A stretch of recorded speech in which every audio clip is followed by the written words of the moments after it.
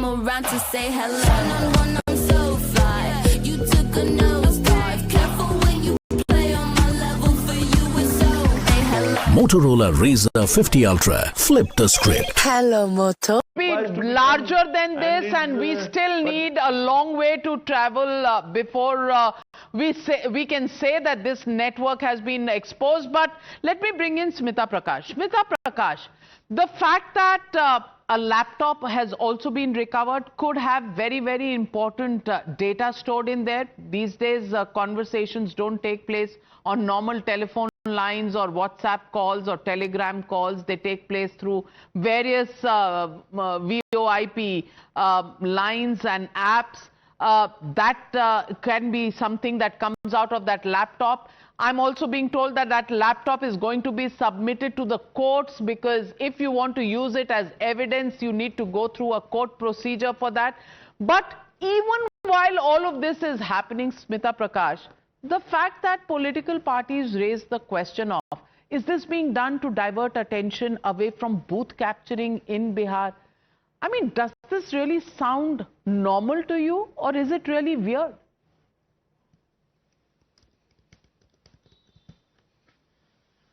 Oh, absolutely normal. It's something that we have witnessed all the time, that though Sushant says that there shouldn't be politicization of terror, it's always been politicized in our country. Never have I seen it not being politicized. As far as the laptops, phone and things like that which you're mentioning, of course they will give data, but it seems that those who have already been taken into custody or have been arrested already, they seem to have been singing and giving out all the details, and that's why probably this Dr. Omar did the panic thing of exploding the device without a detonator. Anand, Sushant and Dr. Singh were talking about the ammonium nitrate just now when you spoke with them, and I think we've all forgotten that in February this year, 16,000 kilograms of ammonium nitrate was found in a truck in Birbhum in West Bengal. That itself should have sent out warnings or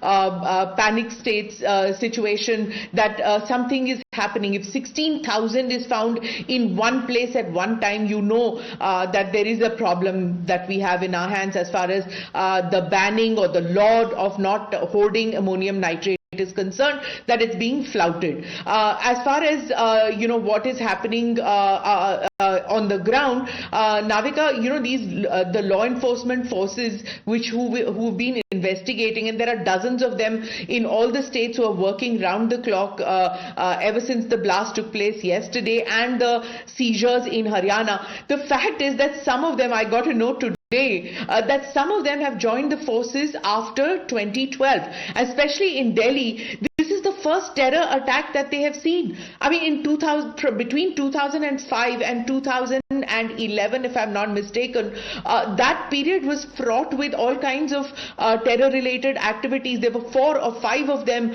in heavily populated areas like in Connaught Place, in Sarojini Nagar. So these new recruits into the Delhi police have never seen this kind of though the government has not yet called it a terror attack. If you join the dots, you know that this was a terror attack. So those who are working out there, those who were coming in from the forensics, they've never seen this kind of a blast that we saw. But the death doctors who planned it and plotted it and who have been taken into custody, they are clearly low down in the pecking order. Their AKAs, their planners will be brought to justice, is what the Prime Minister said. And you ran that bite of the Prime Ministers from Bhutan. Whether it was a panic attack or whatever, doesn't matter. It was a strike which led to death and destruction, and India is watching and waiting for them to be brought to justice. Absolutely, well said. But we're also getting information that some live cartridges have also been found. There could be some other explosives, traces of that. These are informations that we're still getting from the investigation agencies, our sources telling our reporters all of that. But Sanjay Jha, somewhere